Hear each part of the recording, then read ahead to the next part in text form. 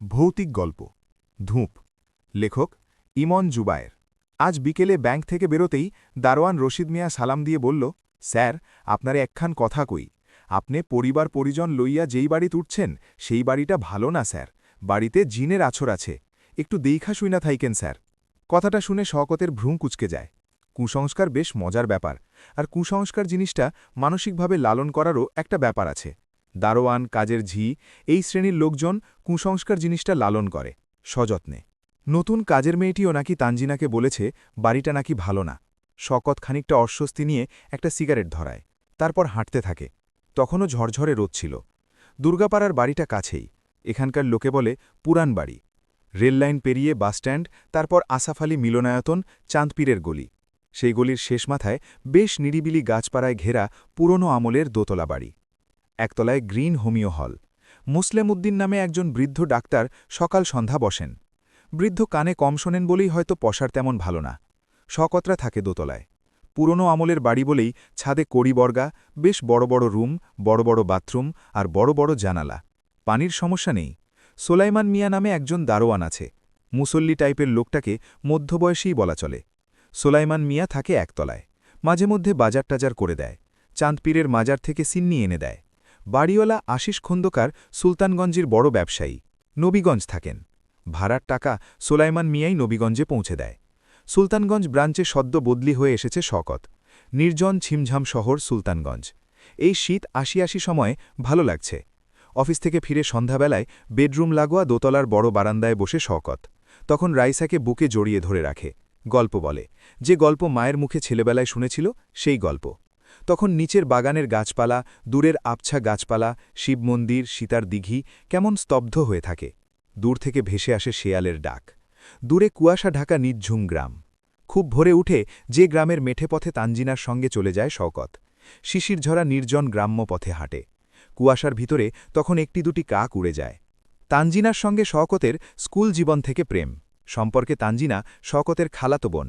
সে প্রেম এত বছর পর এখনও অট্টুত। কখনো ওরা হাতে হাত রেখে বসে প্রাচীন শিবমন্দিরের সীতার দিঘির ঘাটে। শিবমন্দিরের পুরোহিত নরেন্দ্রনাথ ভট্টাচার্য, তার সঙ্গেও পরিচয় হয়েছে। সৌম্য বৃদ্ধটি বেশ অমারিক আর স্বশিক্ষিত। চমৎকার জলদ গম্ভীর কণ্ঠস্বরে কথা বলেন। তানজিনার আবার পুত্র সন্তানের ভীষণ শখ। বৃদ্ধ পুরোহিত তানজিনার হাত দেখে গর্ভধারণের দিনক্ষণ বলে দিয়েছেন। পুত্র সন্তান নাকি কুম্ভ রাশির জাতক হবে। ভারতীয় জ্যোতিষশাস্ত্র মতে কুম্ভ রাশির জাতক অত্যন্ত মেধাবী হয়। রোদ উঠি সময় ফিরে আসে ওরা। রাইসা তখনও ঘুমে কাদা। স্কুলে যেতে হবে মা, বলে মেয়েকে ডেকে তুলে রান্নাঘরে যায় তানজিনা। শওকতের বদলির চাকরি, মেয়ের স্কুল নিয়ে সমস্যা হয়। তবে এবার ভাগ্য প্রসন্ন বলতেই হয়। রাইসার স্কুল পুরান বাড়ির একেবারে কাছেই, আসাফ আলী মিলনায়তনের পাশে। তানজিনাই মেয়েকে নিয়ে যায়, নিয়ে আসে। রাইসা এবার ক্লাস 5-এ উঠল। রাইসার জন্য কি যেন কিনতে হবে, ঠিক এই মুহূর্তে মনে পড়ল না। তানজিনাকে ফোন করবে কিনা ভাবল। মোবাইলটা প্যান্টের পকেটে ছিল, ভাইব্রেশন মোডে ছিল। ওটা বিজবিজ করে উঠল। ফোন বের করে দেখল ওশান আপা, তানজিনার বড় বোন, মাগুরা থাকেন। তানজিনা সম্পর্কে শওকতের খালাতো বোন বলেই বিয়েতে সাংঘাতিক ঝামেলা হয়েছিল। তখন রওশান আপাই নানা ঝক্কি সামলিয়ে বিয়ে দিয়েছিলেন। হ্যালো, সালাম আলাইকুম আপা। ওয়ালাইকুম আসসালাম। ও প্রান্ত থেকে ভেসে এলো রওশান আপার কণ্ঠস্বর। কেমন আছেন আপা? ভালো থাকি কি করে বল। রায়পুরায় আমাদের দাদার বাড়ির জমিজমা সব ভাগভাটোয়ারা হচ্ছে। ছোটন বিদেশ থেকে এসেছে। ভাইরা আমাদের ঠকাচ্ছে কিনা বুঝতে পারছি না। এখন আমরা চুপ করে থাকলে ঠকে যাব না? তুই কি বলিস?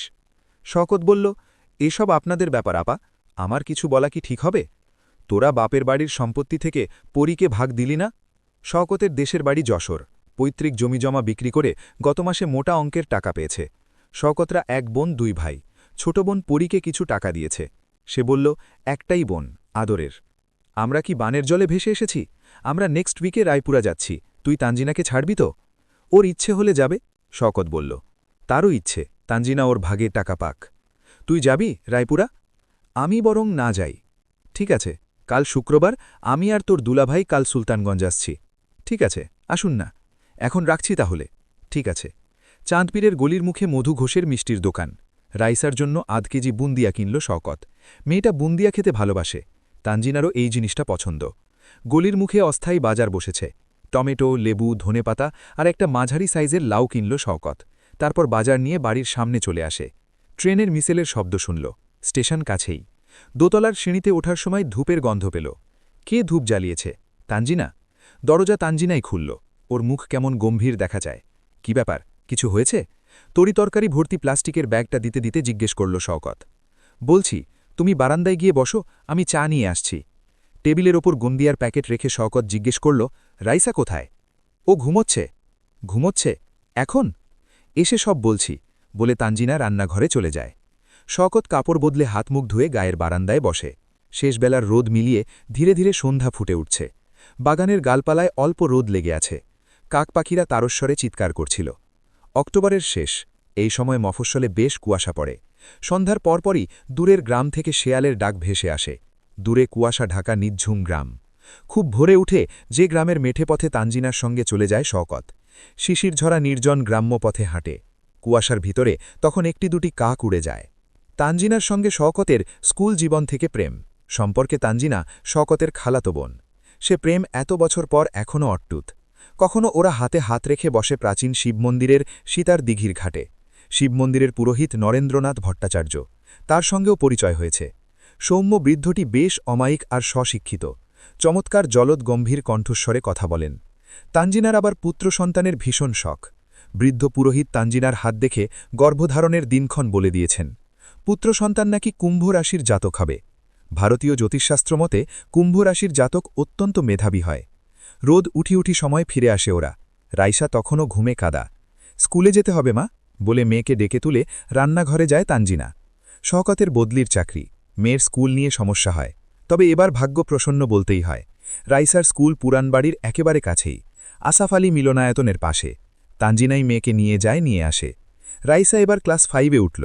রাইসার জন্য কি যেন কিনতে হবে, ঠিক এই মুহূর্তে মনে পড়ল না। তানজিনাকে ফোন করবে কিনা ভাবল। মোবাইলটা প্যান্টের পকেটে ছিল, ভাইব্রেশন মোডে ছিল। ওটা বিজবিজ করে উঠল। ফোন বের করে দেখল ওশানাপা, তানজিনার বড় বোন, মাগুরা থাকেন। তানজিনা সম্পর্কে শওকতের খালাতো বোন বলেই বিয়েতে সাংঘাতিক ঝামেলা হয়েছিল। তখন রওশানাপাই নানা ঝক্কি সামলিয়ে বিয়ে দিয়েছিলেন। হ্যালো, সালাম আলাইকুম আপা। ওয়ালাইকুম আসসালাম। ও প্রান্ত থেকে ভেসে এলো রওশানাপার কণ্ঠস্বর। কেমন আছেন আপা? ভালো থাকি কি করে বল। রায়পুরায় আমাদের দাদার বাড়ির জমিজমা সব ভাগ ভাটোয়ারা হচ্ছে। ছোটন বিদেশ থেকে এসেছে। ভাইরা আমাদের ঠকাচ্ছে কিনা বুঝতে পারছি না। এখন আমরা চুপ করে থাকলে ঠকে যাব না? তুই কি বলিস? শওকত বলল, এসব আপনাদের ব্যাপার আপা, আমার কিছু বলা কি ঠিক হবে? তোরা বাপের বাড়ির সম্পত্তি থেকে পরীকে ভাগ দিলি না? শওকতের দেশের বাড়ি যশোর। পৈতৃক জমিজমা বিক্রি করে গত মাসে মোটা অঙ্কের টাকা পেয়েছে। শওকতরা এক বোন দুই ভাই। ছোট বোন পরীকে কিছু টাকা দিয়েছে। সে বলল, একটাই বোন, আদরের। আমরা কি বানের জলে ভেসে এসেছি? আমরা নেক্সট উইকে রায়পুরা যাচ্ছি। তুই তানজিনাকে ছাড়বি তো? ওর ইচ্ছে হলে যাবে, শওকত বলল। তারও ইচ্ছে তানজিনা ওর ভাগের টাকা পাক। তুই যাবি রায়পুরা? আমি বরং না যাই। ঠিক আছে, কাল শুক্রবার আমি আর তোর দুলাভাই কাল সুলতানগঞ্জ আসছি। ঠিক আছে, আসুন না। এখন রাখছি তাহলে। ঠিক আছে। চাঁদপীরের গলির মুখে মধু ঘোষের মিষ্টির দোকান। রাইসার জন্য আধ কেজি বুন্দিয়া কিনল শওকত। মেয়েটা বুন্দিয়া খেতে ভালোবাসে। তানজিনারও এই জিনিসটা পছন্দ। গলির মুখে অস্থায়ী বাজার বসেছে। টমেটো, লেবু, ধনেপাতা আর একটা মাঝারি সাইজের লাউ কিনল শওকত। তারপর বাজার নিয়ে বাড়ির সামনে চলে আসে। ট্রেনের হুইসেলের শব্দ শুনল। স্টেশন কাছেই। দোতলার সিঁড়িতে ওঠার সময় ধূপের গন্ধ পেল। কে ধূপ জ্বালিয়েছে? তানজিনা। দরজা তানজিনাই খুলল। ওর মুখ কেমন গম্ভীর দেখা যায়। কি ব্যাপার, কিছু হয়েছে? তরিতরকারি ভর্তি প্লাস্টিকের ব্যাগটা দিতে দিতে জিজ্ঞেস করল শওকত। বলছি, তুমি বারান্দায় গিয়ে বসো, আমি চা নিয়ে আসছি। টেবিলের ওপর বুন্দিয়ার প্যাকেট রেখে শওকত জিজ্ঞেস করল, রাইসা কোথায়? ও ঘুমোচ্ছে। ঘুমোচ্ছে? এখন? এসে সব বলছি, বলে তানজিনা রান্নাঘরে চলে যায়। শওকত কাপড় বদলে হাত মুখ ধুয়ে গায়ের বারান্দায় বসে। শেষবেলার রোদ মিলিয়ে ধীরে ধীরে সন্ধ্যা ফুটে উঠছে। বাগানের গালপালায় অল্প রোদ লেগে আছে। কাকপাখিরা তারস্বরে চিৎকার করছিল। অক্টোবরের শেষ, এই সময় মফস্বলে বেশ কুয়াশা পড়ে। সন্ধ্যার পরপরই দূরের গ্রাম থেকে শেয়ালের ডাক ভেসে আসে। দূরে কুয়াশা ঢাকা নিঝুম গ্রাম।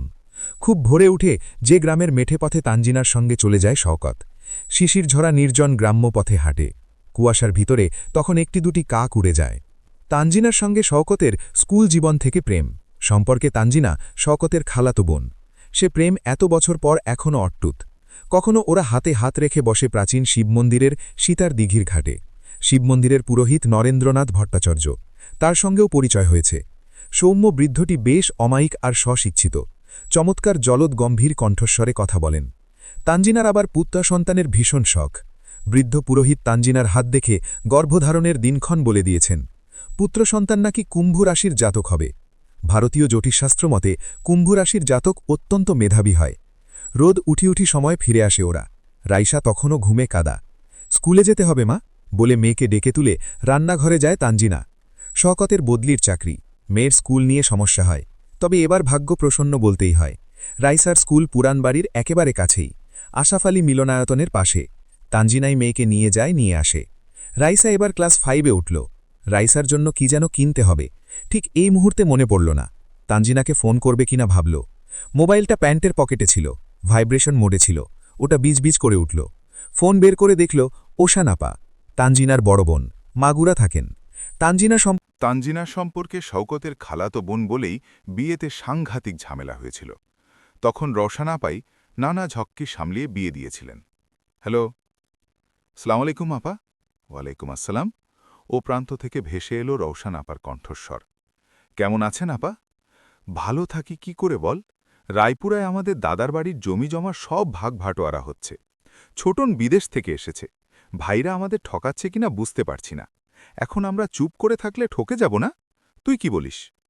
শওকত বলল, এসব আপনাদের ব্যাপার আপা, আমার কিছু বলা কি ঠিক হবে? তোরা বাপের বাড়ির সম্পত্তি থেকে পরীকে ভাগ দিলি না? শওকতদের দেশের বাড়ি যশোর। পৈতৃক জমিজমা বিক্রি করে গত মাসে মোটা অঙ্কের টাকা পেয়েছে। শওকতরা 1 বোন 2 ভাই। ছোট বোন পরীকে কিছু টাকা দিয়েছে। সে বলল, একটাই বোন, আদরের।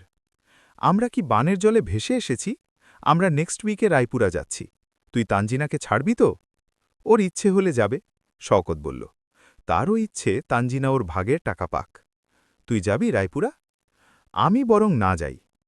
ঠিক আছে, কাল শুক্রবার। আমি আর তোর দুলাভাই কাল সুলতানগঞ্জ আসছি। ঠিক আছে, আসুন।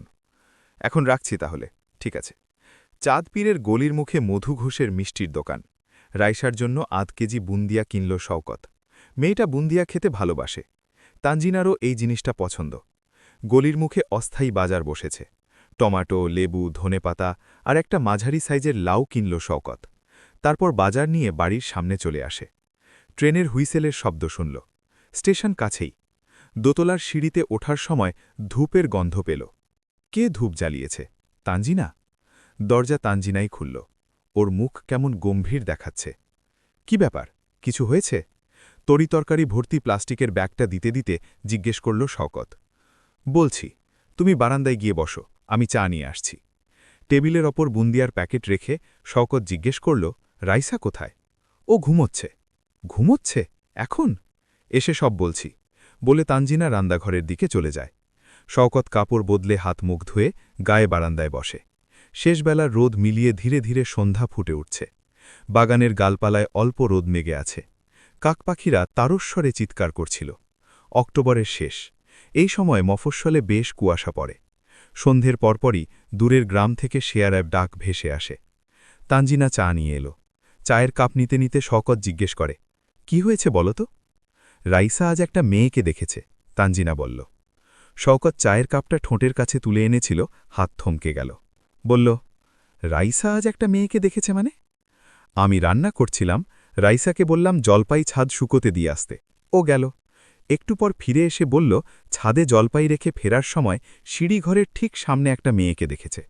মেয়েটার গায়ের রং কালো হলেও দারুণ সুন্দরী। আকাশী রঙের শাড়ি পরা ছিল। রাইসা বলল, তুমি কে? মেয়েটি বলল, আমি অর্চনা। রাইসা বলল, তুমি কোথায় থাকো? মেয়েটি বলল, আমি এই বাড়িতেই থাকি। রাইসা বলল, দেখি না কেন? মেয়েটি বলল, আমাকে তো দেখা যায় না, বলে মেয়েটি অদৃশ্য হয়ে গেল। তারপর শওকত কেমন বিমূঢ় বোধ করছিল। তারপর রাইসা টিভি দেখতে দেখতে ঘুমিয়ে গেল। আমি ওকে অবশ্য তুলে একবার খাইয়ে দিয়েছি। চায়ের কাপ নামিয়ে রেখে একটা সিগারেট ধরালো শওকত। কপালে ভাঁজ পড়েছে। বলল, রাইসার ভুল দেখেনি তো? অন্য কেউ ছাদে ওঠেনি তো? অম্মা, ও ভুল দেখবে কি করে? ছাদের চাবি তো আমাদের কাছেই থাকে। ও, এই বাড়িটা ভালো না শওকত, আমার আর ভাল লাগছে না। কয়েকদিন আগে জুয়েলের মাও বলল, এই বাড়িতে নাকি জিনের আসর আছে। ভাড়াটিয়ারা থাকতে চায় না, কি সব নাকি দেখে। এই কারণে ভাড়া নাকি কম। কাল তোমার ফিরতে দেরি হল, রাইসাকে নিয়ে পড়তে বসিয়েছি, তখন ঘরে হালকা ধূপের গন্ধ পেয়েছি। শওকত বলল, আমি আজ সিঁড়িতে ওঠার সময় ধূপের গন্ধ পেয়েছি। একতলার হোমিও ডাক্তার ধূপ জ্বালাননি তো? মনে হয় না, ভদ্রলোক তো কিছুদিন ধরে আসছেন না, বলে শওকত একমুখ ধোঁয়া ছাড়ে। ঠিক তখনই তারা মসজিদ থেকে মাগরিবের আজান ভেসে আছে। অন্ধকার ঘনিয়ে উঠছে, বারান্দায় শীত মাখানো বাতাস ছড়ায়, ওরা ধূপের গন্ধ পায়। তানজিনা চমকে ওঠে, বলে, ধূপের গন্ধ পাচ্ছ? হুঁ, বলে শওকত উঠে দাঁড়ায়, তারপর দ্রুত ঘরের ভিতরে চলে এলো। তানজিনা সুইচ অন করে বাতি জ্বালায়। ঘরের বাতাসে তীব্র ধূপের গন্ধ। রাইসা বিছানার ওপর গুটিসুটি মেরে ঘুমিয়ে। কে ধূপ জ্বালালো? ফিসফিস করে বলল তানজিনা। শওকত কাঁধ ঝাঁকায়, তাকে কেমন বিভ্রান্ত দেখাচ্ছে। Calling bell বাজালো। কে এলো? তানজিনা প্রায় আর্তচিৎকার করে উঠল। ওরা প্রায় দৌড়ে ড্রয়িং রুমে এলো। সুইচ অন করে শওকত বাতি জ্বালালো। দরজা খুলে তীব্র আতরের গন্ধ পেল তানজিনা। চাদর মুড়ি দিয়ে সোলাইমান মিয়া দাঁড়িয়ে আছে, হাতে কাগজ দিয়ে ঢাকা একটি প্লাস্টিকের গামলা, তার ওপর মিষ্টির একটা প্যাকেট। বলল, সেলাম ম্যাডাম। সালাম? কি বাবার সোলাইমান মিয়া? সোলাইমান মিয়া হেসে বলল, আইজ চাইনপীরের মাজারে মাইফিল বইছিলে ম্যাডাম, আপনাগোর জন্যে তবারক নিয়ে আসছি। আইজ গুলজারের সবজি খিচুড়ি পাকাইছিলে। ও, এসো ভিতরে এসো। সোলাইমান মিয়া ভিতরে ঢোকে। তানজিনা জিজ্ঞেস করে, মিষ্টি কিসের? মিষ্টির প্যাকেট আর খিচুড়ির গামলা ডাইনিং টেবিলের উপর রেখে সোলাইমান মিয়া বলল, আমাগো বাড়িওয়ালা আশিস খনকারের আইজ নানা হইছেন বুঝলেন। এই আনন্দে হে নাকি নবীনগঞ্জবাসীরে দাওয়াত করিয়া খাওয়াইবেন কইলেন, আপনাগরেও দাওয়াত করিবেন কইলেন। আইজ হেনে নাকি আমারে ফোন করিয়া আপনাগরে মিষ্টি কিন্না খাওয়ায়া দিতে কইলেন। আচ্ছা, তুমি এখন বসো, একটু চা খাও, বলে তানজিনা রান্নাঘরে চলে যায়। শওকত একটা চেয়ার টেনে বসল। ধূপের গন্ধটা তখনও বাতাসে ভাসছিল। মোবাইলের রিংটোন শুনতে পেল। মোবাইলটা বেডরুমে। সে দ্রুত বেডরুমে চলে আসে, মোবাইল টেবিলের উপর থেকে তুলে নেয়। রওশন আপা। হ্যাঁ আপা বলেন। একটু আগে ছোটনের সঙ্গে কথা হলো, ভাইরা আমাদের জমির ভাগ দেবে বলল। আচ্ছা, সে তো ভালো কথা। তারপরেও আমরা কাল আসছি বুঝলি। ঠিক আছে, আসুন না। বেশি ঝামেলা করতে যাস না আবার, কাল বিকেলেই ফিরে আসব, লোপার আবার পরীক্ষা। না না, ঝামেলার কি আছে। ফোন অফ করে ড্রয়িং রুমে এসে চেয়ারে বসল শওকত। সোলাইমান মিয়া আড়ষ্ট ভঙ্গিতে বসে আছে। শওকত বলল, সোলাইমান মিয়া। কন স্যার? তুমি এই বাড়িতে কতদিন ধরে আছো? পুরান বাড়িতে আমি দেখতে আসি জন্মের পরথন। দুর্গাপাড়ায় আমার মায়ে কাম করতে, আমি তখন ছুট। দেশ স্বাধীন হইলে পর আমার মায়ে মরল, আমি অথই গাঙে পড়লাম। পুরান বাড়ির মালি আসিল সালামাত আলী। বিহারি হইলেও সে আমার লালন পালনের ভার নিলেন। তখন মমতাজ সিনেমা হলের মালিক গুলাম দাস্তেগীর সাহেব পুরান বাড়ি কিন্না নিলেন। তারপর সে বিলাত চইলা গেলেন। এইবার পুরান বাড়ি কিন্না লইলেন সুলতানগঞ্জের আশিস খনকারে। পুরান বাড়ি অনেকবার হাত বদল হইছে স্যার, তয় তামারে কেউ খেদায় নাই। শওকত বলল, লোকে তো বলে পুরান বাড়িতে জিন ভূত নাকি সব নাকি আছে, তুমি দেখেছ কখনো? লোকে তো হেইয়া কয়। আমি হইলাম চাইন পীরের মুরিদ, জিন পড়ি আমার কাছে ঘেসবে কন সাহসে কনসার। তয় কি? শওকতের চোখ শুরু হয়ে ওঠে। মিসা কমুনা স্যার। আহা বল নাকা। কার্তিক মাস আইলে না স্যার, একটা কালা কইরা সুন্দরী মাইয়ায়। কথা শেষ হল না। তানজিনা চা নিয়ে এলো। তারপর বসতে বসতে তানজিনা বলল, সোলাইমান মিয়া। সোলাইমান মিয়া গরম চা সুরুত করে শব্দ বলল, কন ম্যাডাম। রাইসার স্কুলের আশেপাশে ভাড়াবাড়ি পাওয়া যাবে সস্তায়? যাইবে ম্যাডাম। তয় কার জন্যি ম্যাডাম? আমাদের জন্য। আয় হায়, কন কি? আপনারা পুরান বাড়ি সাইরা চইলা যাইবেন ম্যাডাম? হ্যাঁ। কি বলতে যাবে, বেডরুমের দরজায় শব্দ হল। রাইসা দাঁড়িয়ে। রাইসা এখনও চোখ কোচলাচ্ছে, ঘুমের ঘোর কাটেনি। ও আদরে গলায় বলল, মা, আমাকে খিচুড়ি দাও না, আর শুনো, মিষ্টিও দিও। তানজিনা ঝট করে তাকালো শওকতের মুখের দিকে। খিচুড়ি খাইবা মা? আইও, তোমারে খিচুড়ি দেই, সোলাইমান মিয়া বলল। সারা রাত শওকতের ঘুম হল না। একবার ঘুম হল ঠিকই, আবল তাবল স্বপ্ন দেখল। ভোরে বিছানায় শুয়ে ফজরের আজান শুনল। ভোরে হাঁটাহাঁটি না করলে সারা দিন গা ম্যাজ করে। মেয়েকে জড়িয়ে তানজিনা ঘুমিয়ে। ও কালই বলেছিল মেয়েকে ফেলে আজ আর হাঁটতে যাবে না। শওকত চাদর জড়িয়ে মাংকি ক্যাপ পরে নিচে নেমে এলো। নিচতলার বাগানে কুয়াশা। ফটকের কাছে সোলাইমান মিয়া, মসজিদে যাচ্ছে হয়তো। এই ভোরেও চাঁদপীরের গলির মুখে মধু ঘোষের মিষ্টির দোকান খোলা। পাশেই বাসস্ট্যান্ড। ভিতরে ঢুকে চায়ের অর্ডার দিল শওকত। মাথায় কিছু প্রশ্ন ঘুরপাক খাচ্ছে। কাল সন্ধ্যায় রাইসার আচরণ অস্বাভাবিক ঠেকছে। ও তো ঘুমিয়েছিল, ও জানল কি করে সোলাইমান মিয়া খিচুড়ি এনেছে? ও ও কাল দুপুরে কাকে দেখল ছাদে? অর্চনা মেয়েটি কে? সন্ধ্যের কে ধূপ জ্বালায়? এসবের ব্যাখ্যা কি? শওকত কেবলই ভাবছিল। তানজিনা আর পুরান বাড়িতে থাকতে চাইছে না। সোলাইমান মিয়াকেও এ মাসের মধ্যে রাইসার স্কুলের আশেপাশে বাড়ি দেখে রাখতে বলেছে। রাতে সোলাইমান মিয়াকে রাতে ড্রয়িং রুমে শুতে বলেছে। চা শেষ করে বিল মিটিয়ে দোকানের বাইরে বেরিয়ে এলো শওকত। তারপর একটা সিগারেট ধরিয়ে পিচ রাস্তার পাশ দিয়ে হাঁটতে থাকে। বাতাসে ডিজেলের গন্ধ। হাতের ডাইনে একটা সরু গলি। গলির শেষ মাথায় একটা পানা পুকুর, বাঁশঝাড়, তারপর মেঠে পথ। শওকত প্রাচীন শিব মন্দিরের পাশে সতীর দিঘির ঘাটে এসে বসল। দিঘির ঘাটের ঠিক পাশেই একটা হরিতকি গাছ। ঘাটের ওপর শিশির ভেজা পাতা পড়ে আছে। পরপর দুটো সিগারেট শেষ করল সে। খালি পেটে সে অবশ্য সিগারেট খায় না, তানজিনার বারান আছে। আজ ভীষণ অস্থির লাগছিল। কার যেন পায়ের শব্দ শুনতে পেল। চাদর মুড়ি দিয়ে কে যেন এসে দাঁড়িয়েছে। ভালো করে তাকিয়ে দেখল নরেন্দ্রনাথ ভট্টাচার্য, শিব মন্দিরের পুরোহিত। বৃদ্ধের বয়স ৭০-এর কম হবে না। শ্যামলা মতন গায়ের রং, শক্ত সমর্থ শরীর। পাশে বসে জিজ্ঞেস করলেন, আজ আপনাকে চিন্তিত দেখাচ্ছে যে? জলজ গম্ভীর কণ্ঠস্বর। প্রশ্নের উত্তর না দিয়ে শওকত বৃদ্ধ মুখ খুঁটিয়ে খুঁটিয়ে দেখল। আপনি কিছু জানেন পুরানবাড়ি সম্বন্ধের লোকে কেন ওই বাড়িতে থাকতে চায় না? নরেন্দ্রনাথ ভট্টাচার্য চুপ করে রইলেন। পাতার ওপর শিশির পতনের শব্দ। কুয়াশায় একটা কাক উড়ে যায়।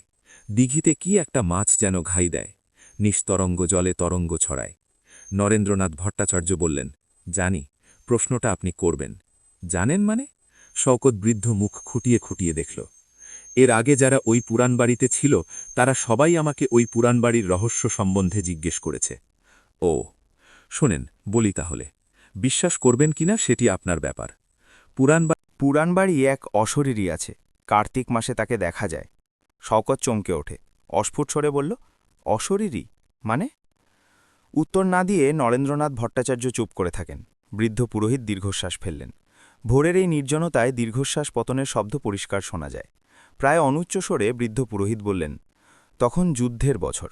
১ বছর আগে আমি যশোহর থেকে সুলতানগঞ্জে এসেছি। শিব মন্দিরে পূর্যোচ্চনা করি। রাইচরণ নামে আমার এক সেবায়েত ছিল। ভারী গরিব সে। রাইচরণের ছিল পরমা সুন্দরী এক যুবতী কন্যা। কন্যার নাম অর্চনা। শওকত চমকে ওঠে, কি নাম বললেন? অর্চনা। ও, অর্থের অভাবে অর্চনার বিবাহ দেওয়া সম্ভব হয়নি। আমিও যে সাহায্য করব আমার সে উপায় ছিল না।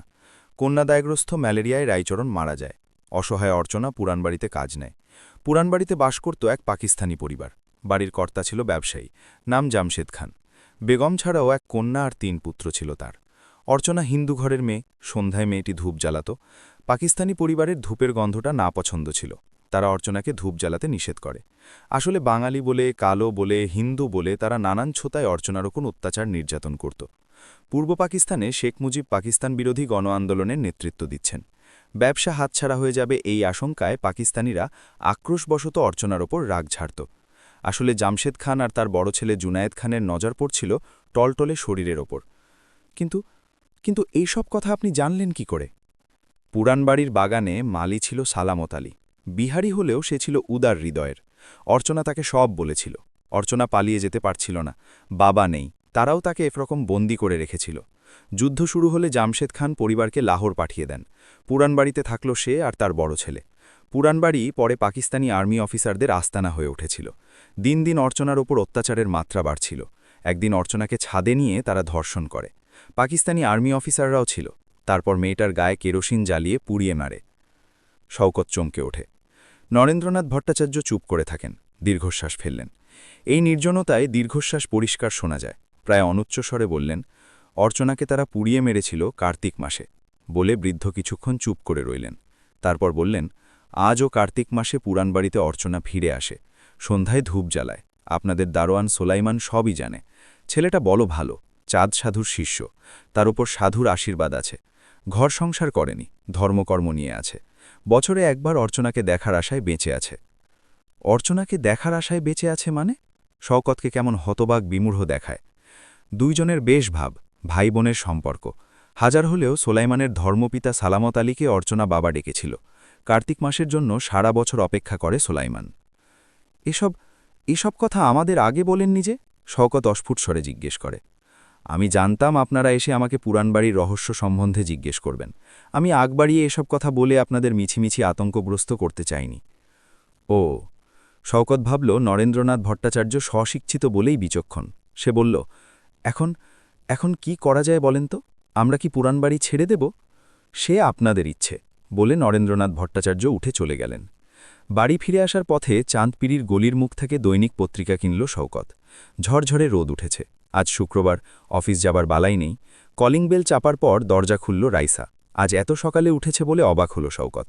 রাইসা সাদা রঙের ফ্রক পরে আছে, মাথায় লম্বা সোনালি চুল, কি টলটলে মায়াবী চোখ। রাইসার হাতে একটা বাটি, বাটিতে কি মুরকি। মাথায় নেড়ে বলল, মা কই রে? আম্মু রান্নাঘরে। ড্রয়িং রুমে টিভিটা অন করা, কার্টুন ছবি চলছে। রাইসা দেখছিল। শওকত বারান্দায় চলে আসে। আজ রৌশন আপাদের আসার কথা, বাজারে যেতে হবে। বাজারটা নবীগঞ্জে। নবীগঞ্জের বাজারে টাটকা রুই মাছ পাওয়া যায়। রৌশন আপা রুই মাছ পছন্দ করেন। তানজিনা চা নিয়ে এলো। বলল, তোমাকে এখন খিচুড়ি গরম করে দেব? না, বাজার থেকে ফিরে এসে খাবো। আচ্ছা, সোলাইমান এসেছিল? সোলাইমান? না তো।